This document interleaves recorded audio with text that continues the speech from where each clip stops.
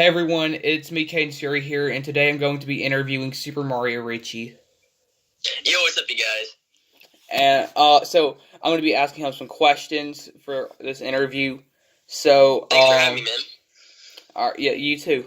So the first question I'm going to be asking you is, what is your favorite set of Sine plushes? My favorite set of Sine plushes. Um, is Mario Party part of Sine? I think it is. It is. Yeah, honestly, that's like the most iconic one. I'm like so attached to that one. The newer ones are so much bigger. The sets are like there's like at least like over 15 to 20 plushes in them. Yeah. Oh yeah, I do really like the older Sine plush sets because I feel like they have like they always have like a charm to them that a lot of the new. I mean, the new ones are good too. They're don't get me wrong, they're even higher quality, but That's the exact same word I had in my head. They had a charm to them. That's the exact word I had in my head. yeah, because just the fact that they look ugly or whatever just shows like it just I don't know, it just Like shows how much they grew. yeah, exactly. It kind of reminds me of like Mario Bros. 3, like they looked more cartoony and stuff. Yeah, like, but yeah, like it's like the Mario characters. So like the Mario characters went from like they've changed too over time, and that brings me to my next question for you. What's your favorite Mario character? My favorite Mario character?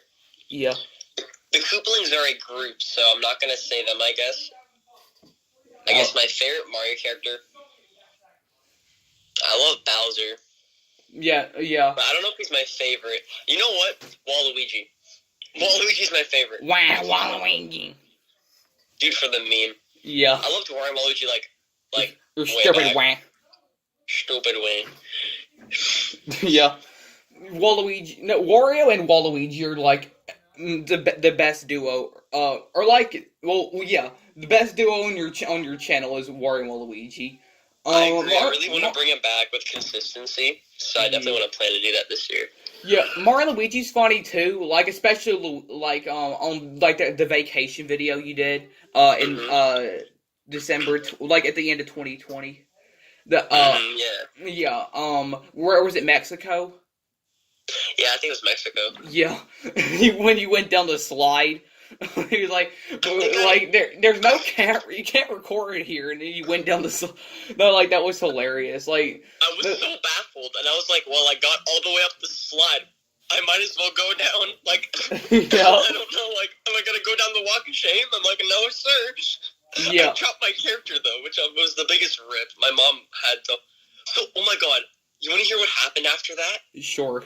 Hilarious story. So, what happened was when I went down the slide, I dropped the Mario, right? And when I dropped the Mario, he was still on the top of the slide, but I cut the footage to make it look like he was still kind of there, but he wasn't. Oh. The guy that was controlling the slide and he went down, he grabs my Mario and wouldn't give it back to my mom. And my mom was like, dude, why are you not giving back this Mario? Like, this is like our property. And I found that so funny, but in the end she got the Mario back because the guy had no reason to hang on to it. But I found that so hilarious, and I never told anybody live on anything. So wow. I found that funny. But yeah, you must have been really dedicated to go down that slide because dude, I thought it would just been hilarious for the video. So it was. But yeah, I bet no one else would have had the courage to do that. I'm sorry if that sounds that sounds like offensive or something. No, it isn't. It's a super ballsy thing to do. I don't know if I would have done that every single time I got the chance to. I know there's definitely been other chances in other scenarios where I could have done something hilarious, but I was too But in that moment, I was like, dude, all I have to do is jump down this slide, and I can just run away. I don't have to do anything after that. So yeah. Anyways. So the next question is, what is your favorite Mario game? My favorite Mario game? Yeah. It's always been a hard tie between the original Luigi's Mansion and Bowser's Inside Story, and honestly, they did a great job remastering both of those games. Yeah. Like for the 3DS. Yeah. I never really played the 3DS Mario games. The only I played the DSi Mario game, New Super Mario Bros. That was actually the very first game I've ever played. Like, ever. Nice. Like, that was my first DS game too. Yeah. Yeah. But yeah. You know what? Another good game I love is I've been playing it recently. I'm not even finished it. It's probably the hardest Mario game ever. Because Luigi fans been telling me he told me it's super hard. It's Super Mario RPG for the SNES. It's extremely hard. Yeah, didn't you do like a live stream on that? I did do one. It was fun, but I didn't make too much progress since the game's kind of a maze sometimes. Yeah, and yeah, and it's your first time playing it. I made a series called I made a series a Mario 64 series, and I was so bad when I started the series, and now I wish I could just play it for the redo the series all over again. Now that I'm a lot better at it, and now the gameplay wouldn't be so boring because now I know what to do. Yeah, I feel you. I feel that way with my Inside Story series, and the best thing I can say is don't waste your time doing a whole other series because your audience probably wants to see new stuff. I'd say maybe a year later when you feel like you've really improved yourself, just do a skit or something. Yeah. Because it's the possibilities are endless. Yeah. So so have you ever played any Sonic games? Okay, not really, but I have this one game on the GameCube. It's called Sonic DX Director's Cut. I tried playing a bit of that. I didn't get far in it. I guess Sonic's just not really my type of game, which is why I haven't played too much of it. But I want to play at least the classics, the original Sonic Adventure games. And I know there's a collection bundle of that, so I probably should give those a try since I'm giving all these retro games a try.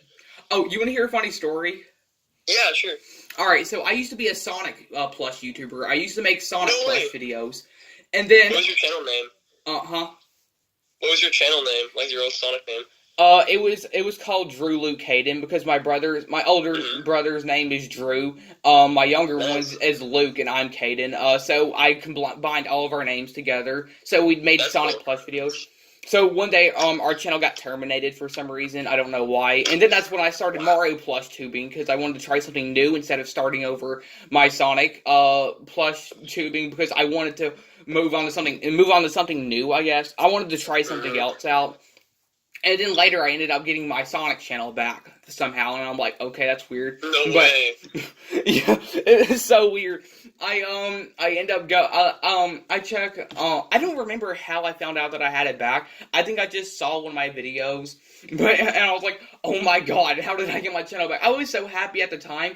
But now my Mario Plush channel got so much bigger, and I feel like my videos were better on there. But my Sonic channel's not going anywhere just because of the memories. I'm not gonna delete it or anything because I have deleted some of my old videos and old channels, and it just made me so mad because I want to go back and see my old stuff because I know it's bad and I didn't like it at the time, but now I actually like the memories. But yeah, so. Yeah, now I'm a Mario Plush tuber, and the reason I'm even here right now is because my Sonic channel got terminated. It got deleted. So now that's the only reason. You joined the Mario side. I'm so happy your channel got terminated. I'm just kidding. But yeah. Sonic videos are fun too. Yeah, they are. But yeah, it's always fun to try new things. When you're a YouTuber. That's why if I ever lost my Mario channel, I just go to game. I'll just be a gaming YouTuber. I've always wanted to try new things because you'll think you don't have any talent and then you'll try something and you'll find out I'm really actually good at this, and then you'll become famous. You'll become famous on something you never thought you'd find yourself doing in life. Exactly, and it's all about finding that thing and really knowing if that's the thing you want to pursue and staying consistent with it. And when you do that, you'll achieve exactly what you want. Yeah. So, the next question I have for you is, whenever you made your very first video on your channel, did you plan to become big whenever you started your channel? No.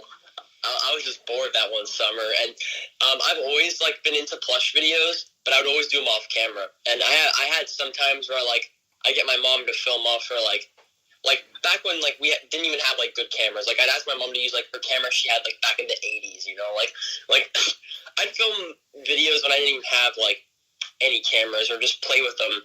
And then that particular summer, I had a camera, I had a laptop, so that's when I started posting.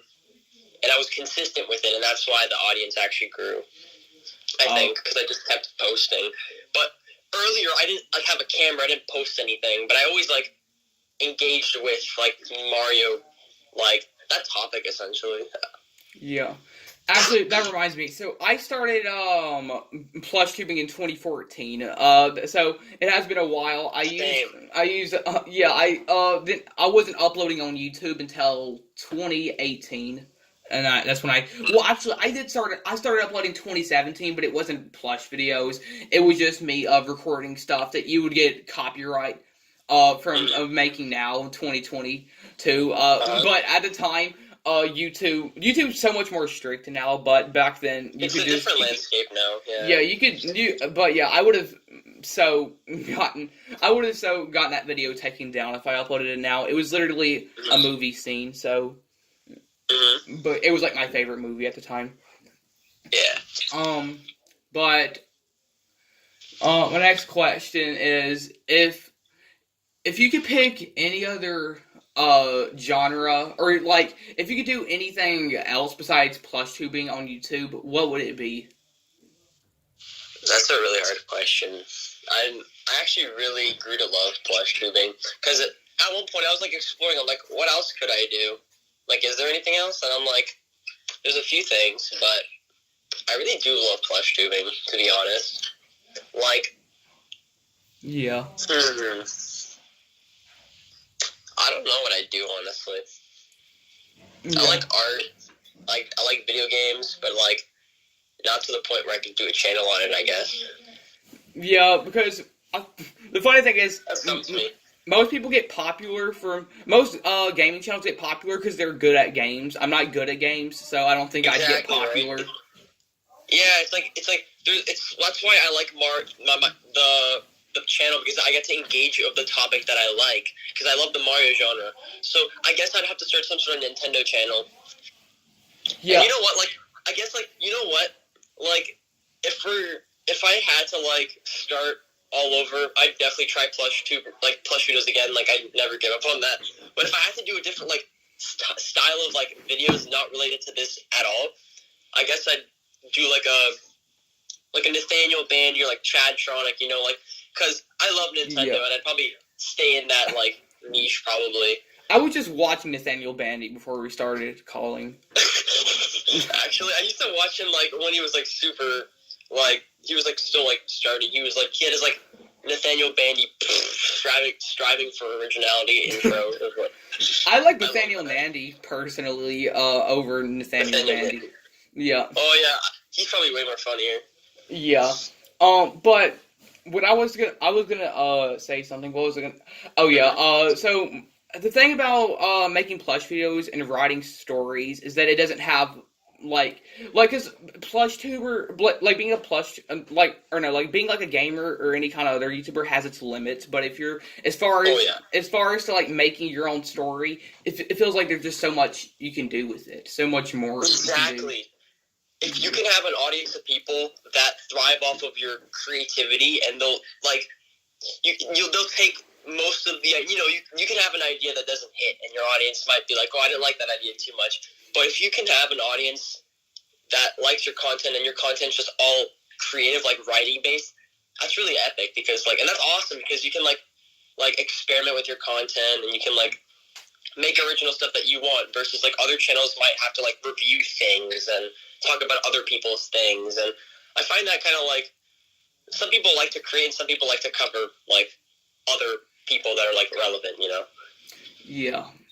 Kind of cool. Yeah. So for my next question, What inspired you to make SMR stories? What inspired you to make that channel? I think it was a multitude of things. I wanted to tell this Path of the Psycho story, but I didn't want to do it on my main channel because I wanted to, like, take a different approach, but I didn't want it to merge with SuperMarioRichie. Because I wanted it to be, like, explicit with the swearing, just to show, like, the emotion, I guess. So that's why I separated it to, like, when I started the channel, it was, like, known as the Path of the Psycho channel.